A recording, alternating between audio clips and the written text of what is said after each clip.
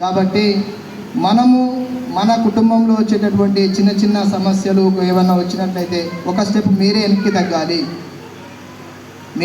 తగ్గాలి. మీరు ఒక స్టెప్ వెనక్కి తగ్గిరనుకోండి, తర్వాత మీరు 100 మాటలన్నా వాళ్ళు పడతారు.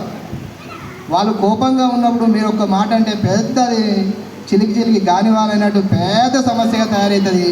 ఆ ఒక్క క్షణం మీరు కొంచెం ఆగి కొంచెం మీరు తలదించుకొని కోపం అంతా చల్లారిన తర్వాత మీరు అంతకు 100 అనండి సపోర్ట్ చేయరు.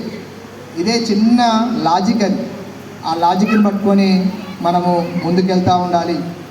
పిల్లల విషయంలో సరే నేనేమంటే ఇప్పుడు ఉన్నటువంటి జీవితం మొత్తం కూడా ఆర్థికమైనటువంటి అంటే సంపాదన అనేటటువంటి దాంట్లోనే మనం పరిగెడుతూ ఉన్నాం. మనం ఇద్దరం పనిచేసినా ఒకరు పనిచేసినా కూడా దాన్ని దృష్టిలో పెట్టుకొని మనం పరిగెడుతూ ఉంటాం. ఎట్ ది సేమ్ టైం మీ పిల్లల్ని మీరు చక్కగా గైడ్ చేయాల్సినటువంటి బాధ్యత గర్ల్స్దే ఉంటుంది. బాయ్స్కి అంత నైపుణ్యం ఉండదు, అంత ఓపిక కూడా ఉండదు. 100% నేను ఒప్పుకుంటాను.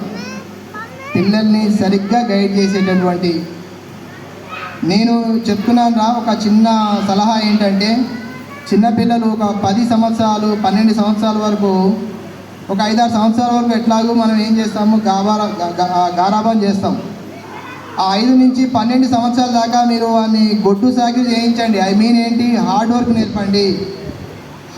నేర్పండి. ఆ టైంలో మనం ఏం చేస్తాం తెలుసా, చాలా గారాబం చేస్తూ ఉంటాం, తినిపిస్తూ ఉంటాం, ఏమేమో చేస్తూ ఉంటాం.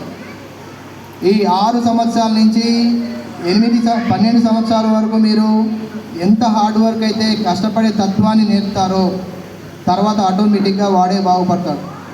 మనం ఏం చేస్తామంటే 10th వరకు కనుక అన్నం తినిపిస్తాం, కానీ తినొచ్చు అయినా సరే తినిపిస్తాం, కింద పోతుంది మీద పోతుంది సరిగ్గా తినడనేసి వాడిని చేతగానం చేస్తాం. ఆ గావారం కాస్త ఏమైందంటే మంకుకు వచ్చేస్తుంది. ఇంటర్మీడియట్కి వచ్చిన తర్వాత వానికి వచ్చి చెప్తున్నాడు. అప్పుడు మనము ఇష్టం వచ్చిన తిడుతూ ఉంటాం, కోప్పడుతూ ఉంటాం, కొడుతూ ఉంటాం.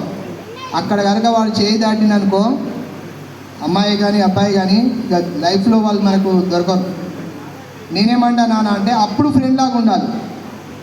12 years వరకు 15 years సారీ నేను ఏం చెప్తున్నానంటే 10th క్లాస్ వరకు